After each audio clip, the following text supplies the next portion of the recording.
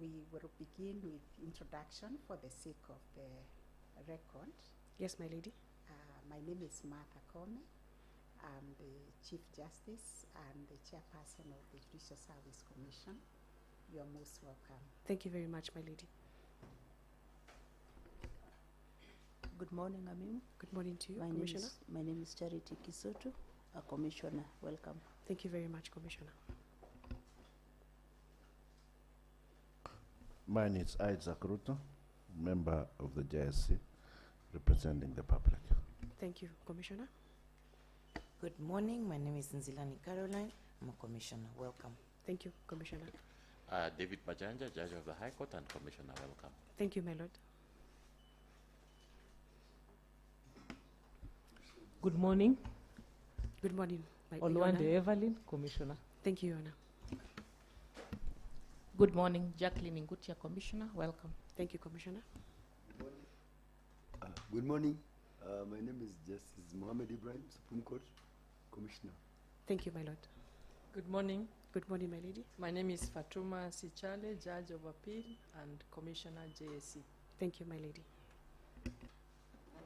Thank you, Commissioners. Madam Amimo, make yourself comfortable. Yes, my lady. There is some water in front of you, and the commissioners will be asking you questions. If you want to seek any clarification, you are free to do so. And to start us off, I would like you to confirm to us your county. My county, my lady is Vihiga. Vihiga. Yes, my lady. And your ethnicity? Luya.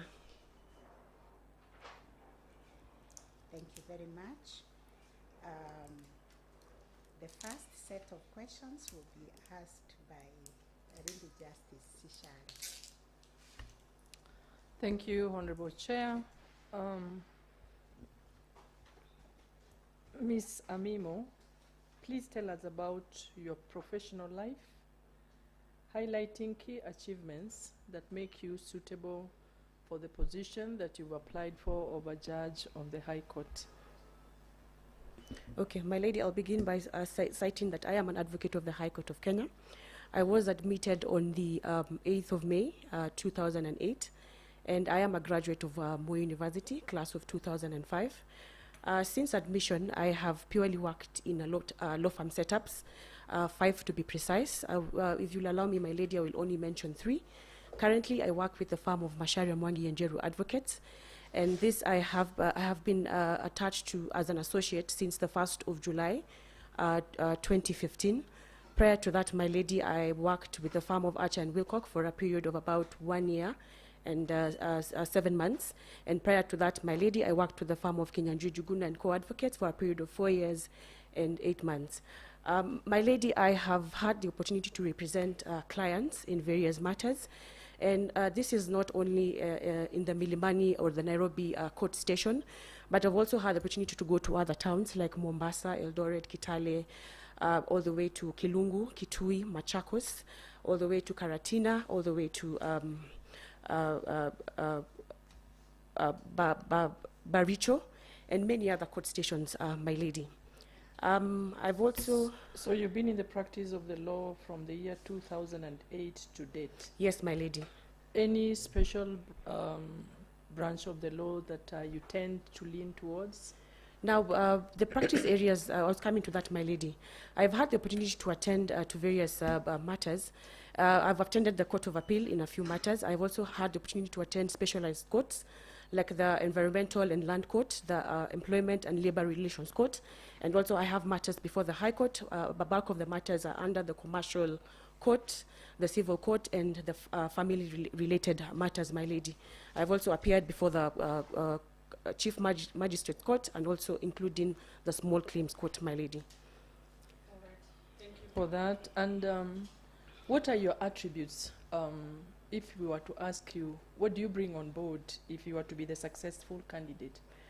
My lady, by virtue of the kind of litigation that we handle, I would first point out that the key achievement that I've been able to bring about is a contribution to jurisprudence. If you were to look at my CV, my lady, there are a total of about 30 reported cases.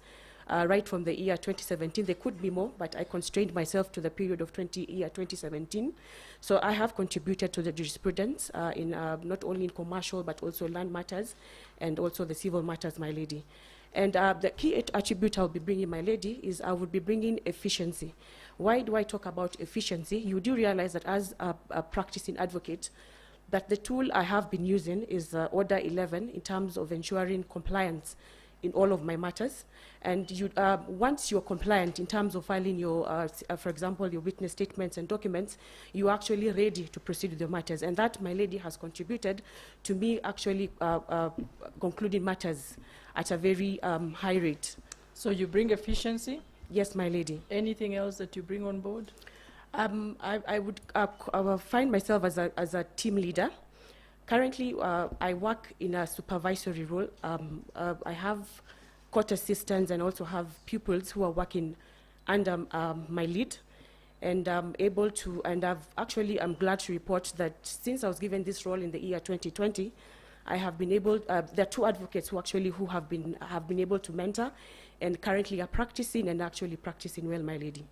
Very well. And finally from me, of course, having been an advocate from the year 2008 and practiced in our courts. Yes, my lady.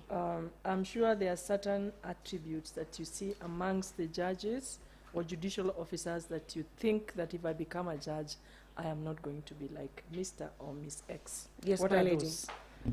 My lady, my concern would be on perhaps on a competency level, because you notice that some of the judgments and rulings that are churned from some of our courts do not really articulate the issues that have been raised by the parties. So if I were to become a judge and given that opportunity, my desire would be that I'll be able to churn qualitative and quantitative judgments. Then too, my lady, I have seen some magistrates or judges who are temperamental. They're not really keen to hear the sides of the parties, and they're quick to make decisions. And my lady, in that front, if I were to be given an opportunity, I would desire to have a listening ear, to listen to everyone's views before making proper directions in the matter, my lady. Thank you. I want to clarify, which area of law did you say is your strength? I have a lot, my lady. I have commercial, I have civil, and I have family-related matters, and employment matters, and also land matters, my lady. And also, yes, my lady. Yes. Under the Constitution. Yes, my lady. Just tell us which orders can be issued if one were to file a case seeking the determination of fundamental rights. My lady, I would be guided by Article 23 of the Constitution, and we have various reliefs under that that article. That would be the order of injunctions. Would be able to issue conservatory orders, an order for compensation, an order for habeas corpus, and a declaration declaring a law perhaps invalid, and declaration of rights. And one that is not purely stated is statutory interdicts, as guided by the Mitubel case. Yes, and what circumstances do you issue statutory interdicts? My lady, I believe it is instances where you're giving supervisory orders, especially, for example, where the government has breached certain articles in the Constitution.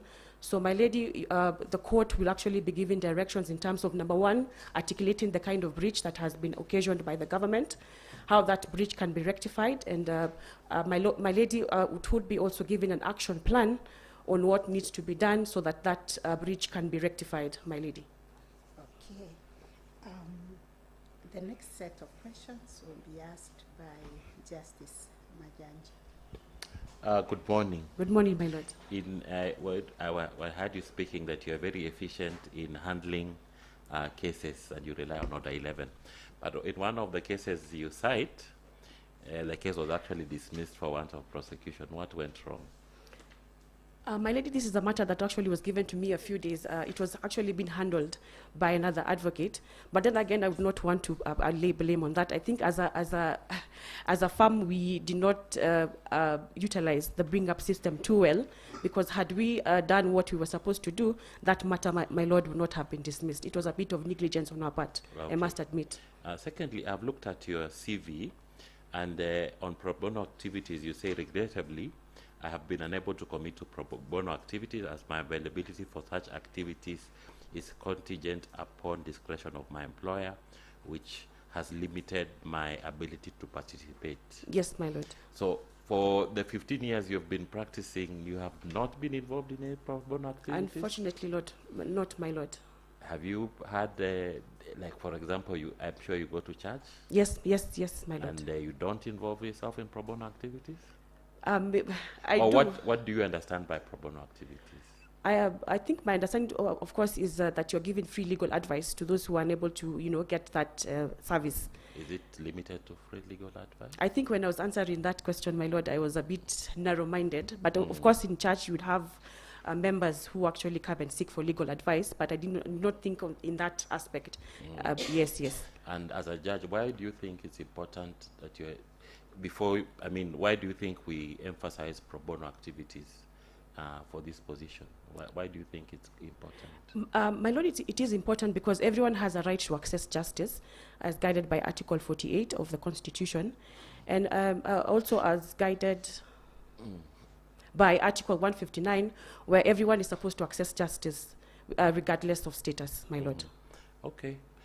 Finally, you've heard of the Small Claims Court. Yes, my it's lord. It's an important door to justice. Yes, my lord. Can you just tell us some of the controversial decisions that have been made in regard to that court? I think I will point out one that is most recent, my lord, where the court stated that that the Small Claims Court does not have jurisdiction to handle what you call personal injury claims. My lord, the reasoning behind that judgment was that based on two issues. One is the aspect of service of notice under Section 10, subsection 2 of Cap 4.5, and also the aspect of general damages you cannot quantify.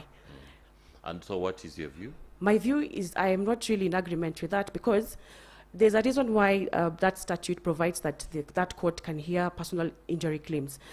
My lord, if you were to look at the nature of personal injury claims, for example, soft tissue injuries, I am yet to come across a judgment that is beyond 1 million, because when you look at the pecuniary jurisdiction, it is not more than 1 million. That's good enough. Finally, as a High Court judge, how would you support the Small Claims Court? How would you support the Small Claims Court? You notice that the small claim courts usually have a limited number of days within which to conclude their matters. So, my lord, if at all there are matters that emanate from the small claims court on appeal level, then that it will actually be befitting if one is able to conclude their matters in the shortest time possible, to give meaning and effect to the Small Claims Court Act. Okay, thank you. Thank you very much. Thank you, my lord.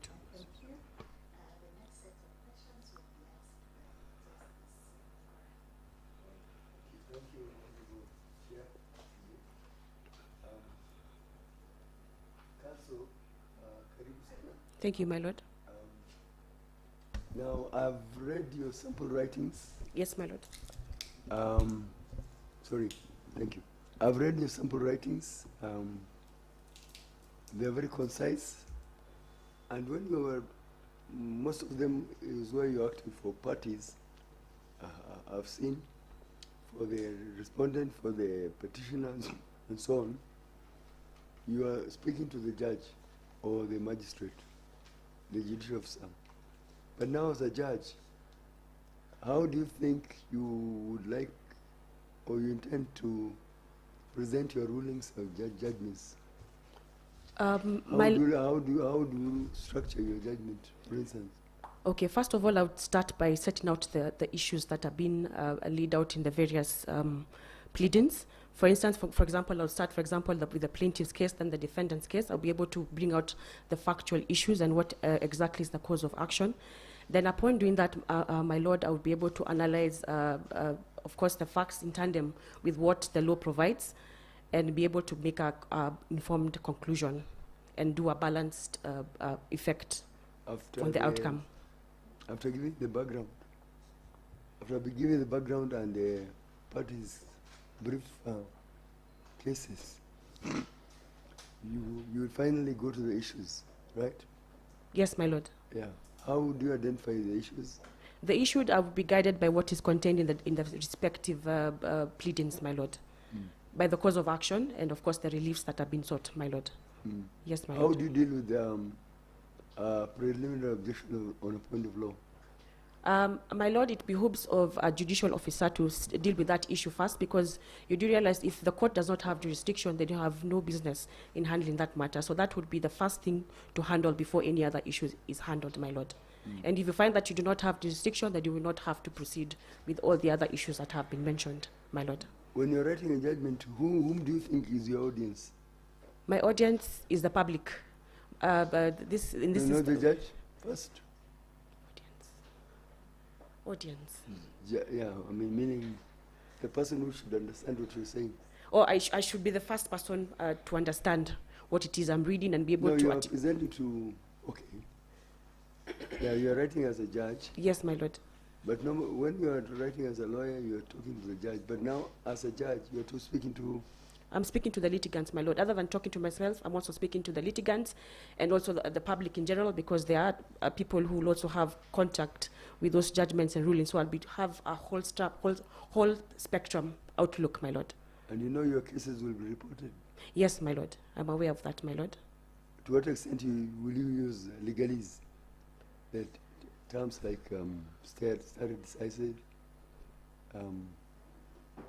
res judicata.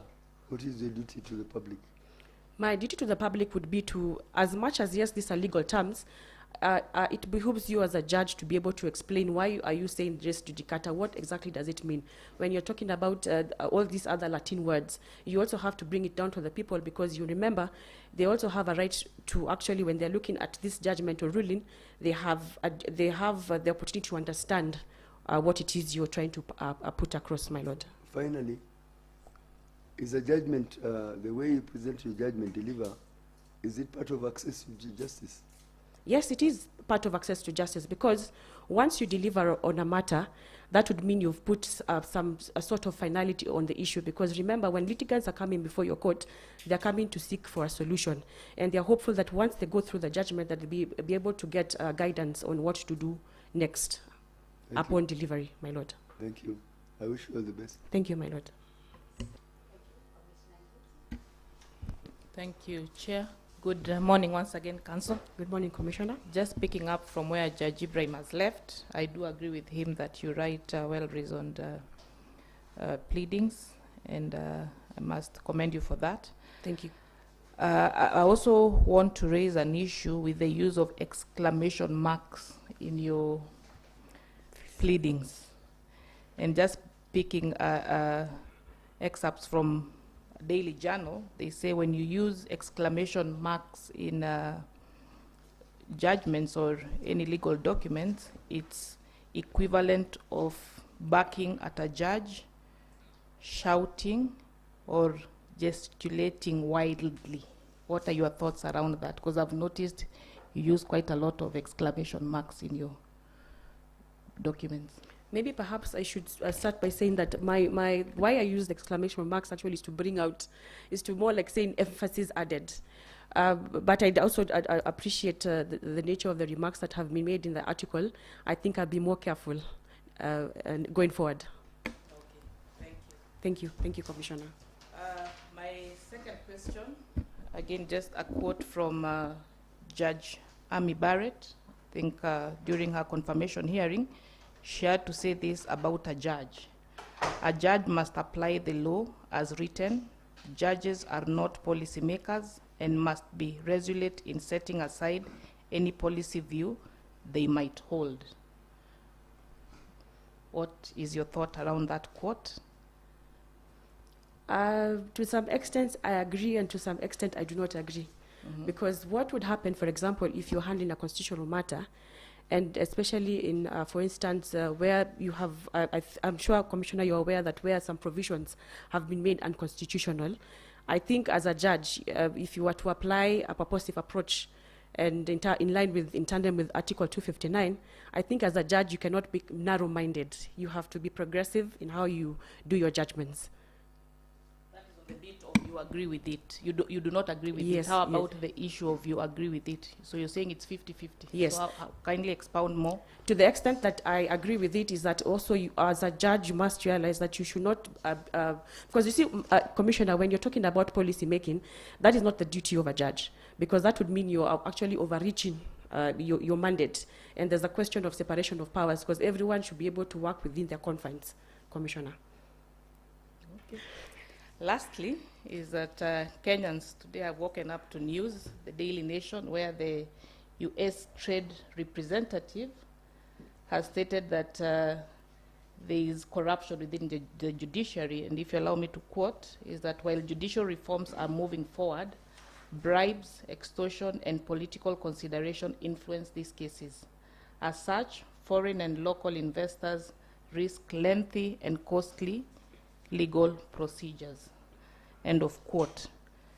How does corruption interfere with judicial independence? Commissioner, it does interfere, because that would mean that you're actually trying to, because my lady, Commissioner, let me put it this way. When you're actually bribed, that would mean that I have to play to your tune. And that would mean that I am deviating from what I'm supposed to do rightly, so that where I was supposed to rule in a particular matter, if we were to go to be straitjacket, then that would mean that the way I think is interfered, and I'd have to look the other way, and that would be an injustice to the litigants or those people who approach the court for help. And how would you then promote decisional independence at the same time promote accountability? For me, I think, for example, I do appreciate that judges have, for example, they have what you call the researchers. And for me, as much as, yes, judges have researchers, it is a question of appreciating what the research individual has done and be able also to make my informed decision. Because I think it will be a sad state of affairs where you're being guided, yes, and you're using 100% what the researcher has done. So it boils down to me as a person, as an individual, doing what I need to do, and that is being independent. Yes, I appreciate the work you have done, the research that you have done, but I have to come up with my own way of thinking, Commissioner. Thank you, Chair. Thank you very much. The next set of questions will be answered by Thank you, Honorable Chair, and welcome again. Thank you. Now, when we were preparing for this exercise, we had a session with the stakeholders, and they told us that they would want a judge who understands the complexities of the judicial system, including the challenging environment and the power dynamics. Do you agree with that, and why do you think it's important to have that understanding? It is important to have that kind of understanding, Commissioner, because you do realize that when you're serving litigants, when you're serving the advocates by extension. First of all, do you believe that there is complexity in the judicial system? Yes, there is complexity in the system, and therefore it is important that you have an individual who understands the dynamics, who is actually judge ready and will be able to hit the ground running, and so that any matter placed before that judge, they'll be able to handle, however technical, however complex, of course guided by the relevant statutes and the Constitution, they'll be able to handle. Because, Commissioner, if you were to have a situation whereby you have judgments that are not jurisprudently correct, then we have a problem, because that will boil down to access to justice, because that will also waste time and resources, because that would mean you have to go to a higher court to be able to rectify the wrong that has been done. Okay. Now, judiciary has been on a transformative journey. Would you just briefly tell this panel the kind of the transformation that the judiciary has been undertaking, and how would you support this? Okay, I am alive to the fact that there's what is called this social transformation to access to justice, which is, I think, a 10-year blueprint on the vision of what the judiciary will be in the next 10 years. What has been notable, Commissioner, is the utilization of ICT. And I'm glad that on the 11th of March, that with the guidance of the Honorable My Lady Chief Justice, there was a rollout of the e-filing in all the court stations. And to what I note about the ICT, I also note that there's a dashboard where there'll be tracking of the court activities in terms of why are there adjournments, for example, was it necessary to give an adjournment, in terms of how many rulings and judgments have been delivered by a particular judicial officer. And Commissioner, that is a step in the right direction, because when you have ICT as a component of for the service, for litigants to access justice, that actually is an enabling factor under Article 48, where everyone has the opportunity to access justice, and justice will not be delayed by virtue of the fact that you are actually in America and and that you have to travel. You don't have to travel. You can actually access justice at the comfort of your seat, Commissioner. Okay, lastly, and I agree with you that it's important to leverage on ICT because COVID-19 introduced, of course, a new way of doing things around the world. Yes, Commissioner. But what risks do you think the judiciary will face, or we are exposed to risks? And how do you think that this risk will be mitigated? I think the highest risk in as far as ICT is concerned is the element of data protection, because that would mean you have to put up a system that secures the kind of data that is in the system. Remember, you have e-filing, you have judgments and rulings, and you have all these other aspects, like, for example, maybe payment of bail or bond.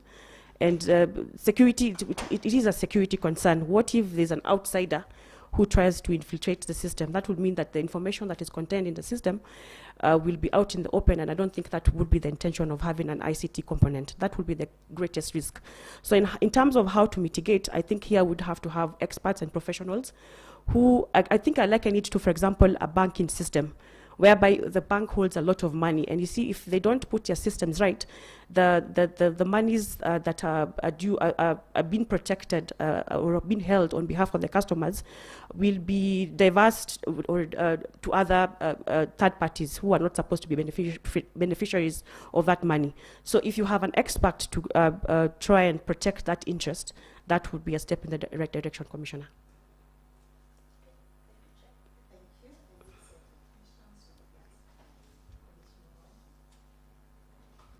Thank you, Chair. Good morning once again. Good morning, Your Honor. Yes, I was listening to you earlier, and you alluded to a bring-up system in your law firm when you're explaining what went wrong with one of the cases that you had cited. Yes, yes, Your Honor. Yes. Could you just briefly describe for us, if you have one, the performance measurement framework that is used in your firm, the firm where you work? It's not clearly documented, but this is what we do as a matter of practice. Mm-hmm. Every week, as advocates, including my direct supervisor, what we do, we generate reports on a weekly basis, where it is it brings out two issues. One, the kind of court activity you had. For example, if you had a hearing, you had an application or a mention, and what kind of directions were issued. Then two would be the aspect of what kind of pleadings you have generated. In terms of if have you done an application, have you done a plain stroke order 11 compliance. That is the best we have in terms of performance. So that at the end of the week on Friday, we all converge at the boardroom and we have a discussion on the matters that we've had and progress to be made going forward. Yes. So if today we wanted to know how you are faring on in terms of your score in the law firm where you are, because I believe there are several other associates. Yes, yes, Your Honor. Yes, so if I wanted to know how Ms. Amimo scores with the framework that you have, that yes. is now to demonstrate to us how you work, how would I get that information? Then that you'd have to get it from my direct supervisor. Mm-hmm. But unfortunately, we don't have a framework where you say that, for example, in the month of January, I was at 90%. In February, I was at 30%. We so don't it's basically have that just kind a of reporting system? Yes. It's just a reporting system? Yes, yes, Your Honor. Okay. You mentioned earlier the areas of work that you practice, yes, or rather the areas of law that you practice. And I just want, because you see, if you're successful in your bid to become a judge, tomorrow you may find yourself presiding over a criminal court. Yes, Your Honor. Or at Milimani in the criminal division, where you'll only be handling criminal work. Yes, Your Honor. So I expect you must have appraised yourself with the criminal aspect of practice, because it looks like you do a lot of civil law. Yes, yes, Your Honor. Okay. Could you tell us, if you were to do case management in a criminal case, what would you be looking out to achieve? I will be looking out to achieve a situation whereby you were able to conclude the matters in good time. And of course, I would be looking at the rights of the accused person as guided by Article 50, Sub-Rule 2, where, for example, the accused person has a right to access the documents that would be utilized in the hearing, so that once that aspect is concluded, in terms of they have everything they need for the hearing, then I would easily progress with the hearing. Then, of course, once you are done with that compliance stage, then you're able to take a date for the hearing. I'm interested in the compliance stage. The compliance stage. Yes. So you have ensured that the accused person has the documents that the prosecution will rely on. What else would you look out for? I would also look out whether the accused person understands the language of the court. Because if they do not understand, for example, is from an ethnic community and does not understand English or Kiswahili, that would mean I'd have to ensure that there's an interpreter so that the accused person can follow through the proceedings. Then there's the aspect of bail and bond. We also have to look at that aspect, because you would also have to give reasonable bail and bond terms, so that you also secure the attendance and also some level of freedom, even as they are waiting to articulate their issues before the court. Any issues concerning the actual trial that you would want to address at that point? Maybe something to do with if there is an objection about confessions, then that would be an issue to consider. We'd have to do a trial within a trial to actually establish whether they have that confession was properly secured. Yes. Okay, thank you. Thank you, my lady.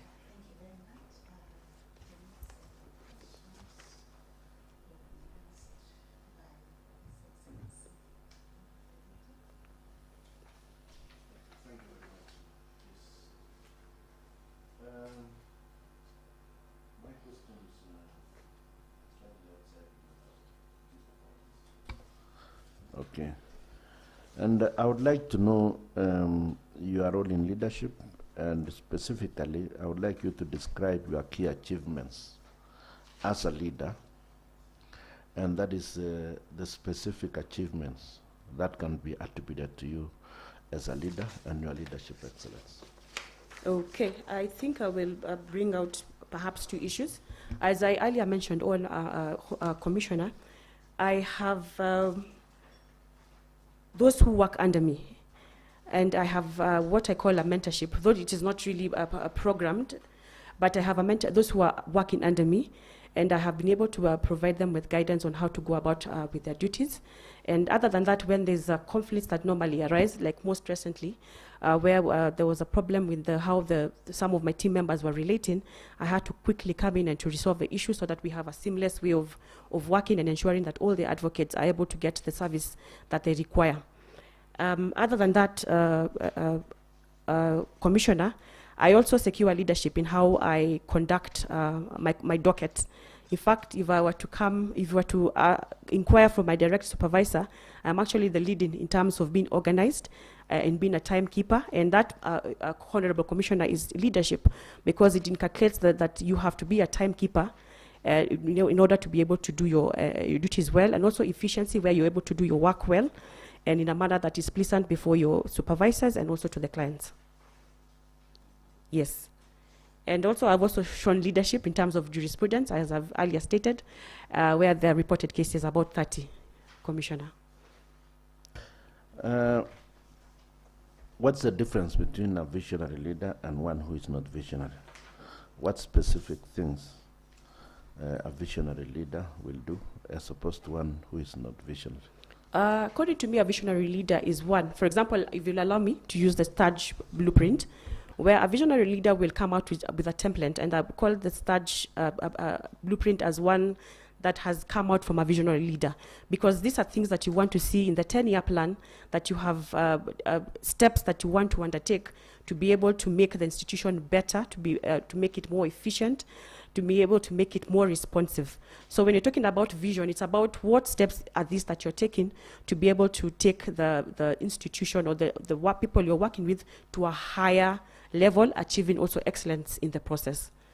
One who is not visionary is he just wakes up in the morning and just does as they wish, with no structured way of articulating their duties. Thank you, Commissioner. Thank you, Honorable CJ. Good morning once more. Thank you. Good morning. I'm going to ask you questions around Chapter 6 of the Constitution that talks about integrity and leadership.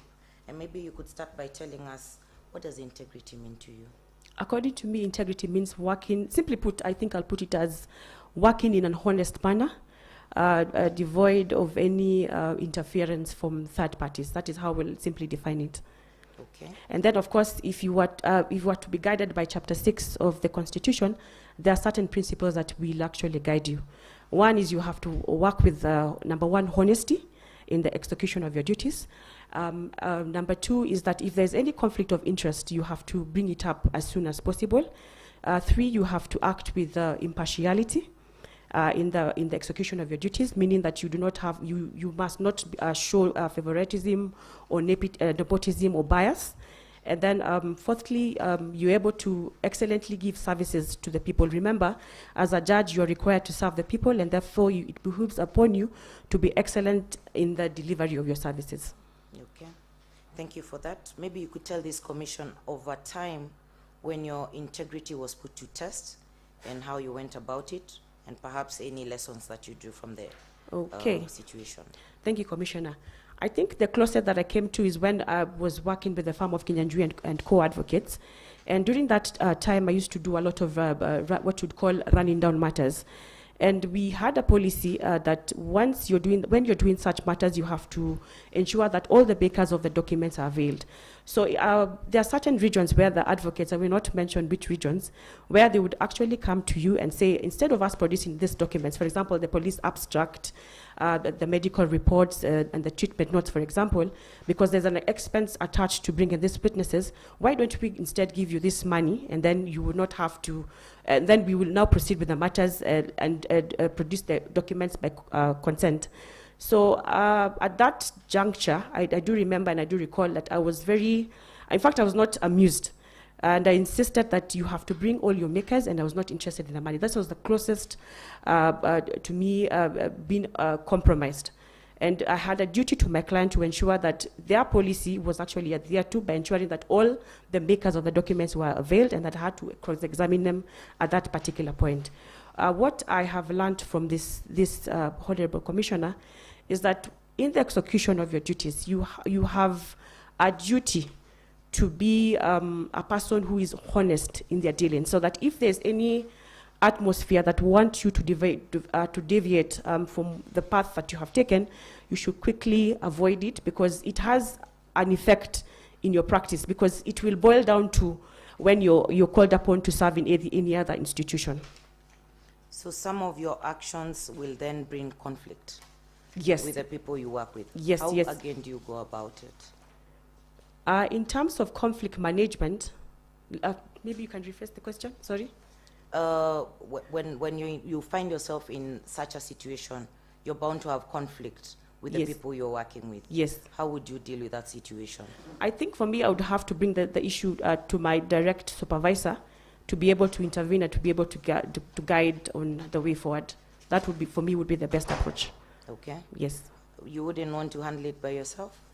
I can, because remember, as I said, I have tried.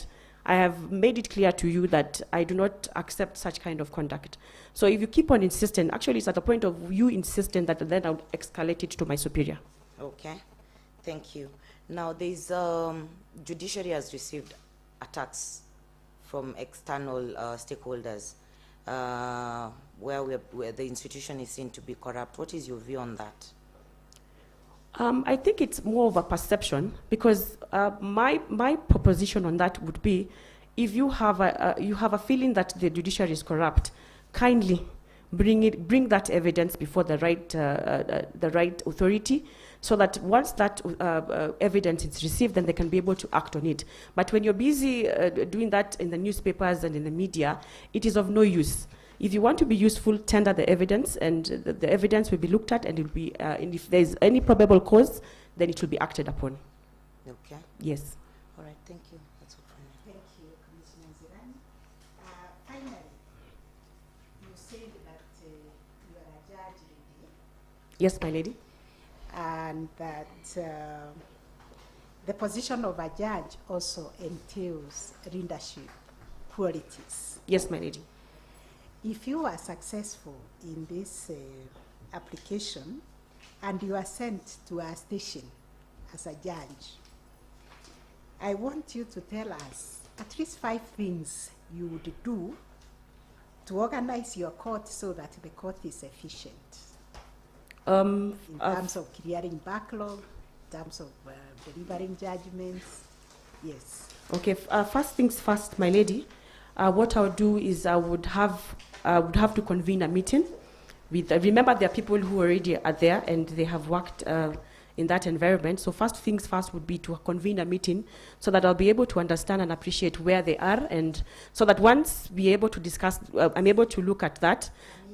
I will have a meeting.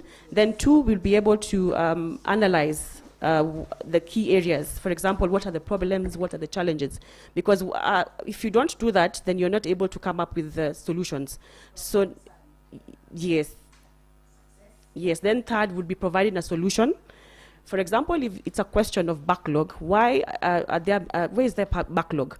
For example, if in a commercial court, you would find that the stumbling block usually is interlocutory applications. So is there a way we can go around without having to hear the interlocutory applications? Let us go directly to the hearing, so where parties can do Order 11 compliance, and then we'll be able to take dates for the main hearing of the suit. Yes, yes, as opposed to applications. Then 4th, I would also employ the service tool. I have been a beneficiary of the service tool, not perhaps maybe on appeal matters, where if you are able to give clear directions from the word go, even before they appear before the deputy registrar, you're able to tell them in advance that in a month's time we'll have a service week, and these are the directions. If you filed your record of appeal, please ensure that you filed your submission so that on the date that you appear before the deputy registrar, it's just a question of taking a ruling date. Yes, yes, my lady. Number 5, I think I will also look at the challenging aspect to me would be, for instance, something to do with the typing of proceedings. If we can also make that as a priority, that will also bring movement, my lady. Yes, my lady.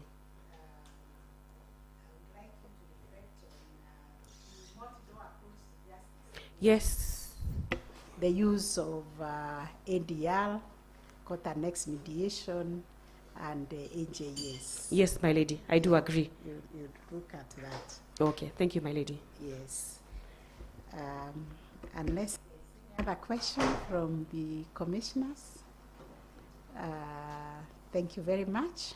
But we also invite you to ask us a question before we bring this to an end, if you have any question. My lady, I do not have any questions. Okay. Yes, my lady. Thank you very much for your time and for availing yourself for this interview. We will consider your application alongside others, and we will get in touch with you when we complete the exercise. Okay. I wish you well, and thank you very much for the work you're doing in the legal profession. Thank you very much, my lady. Thank you. Have a good day. Thank you.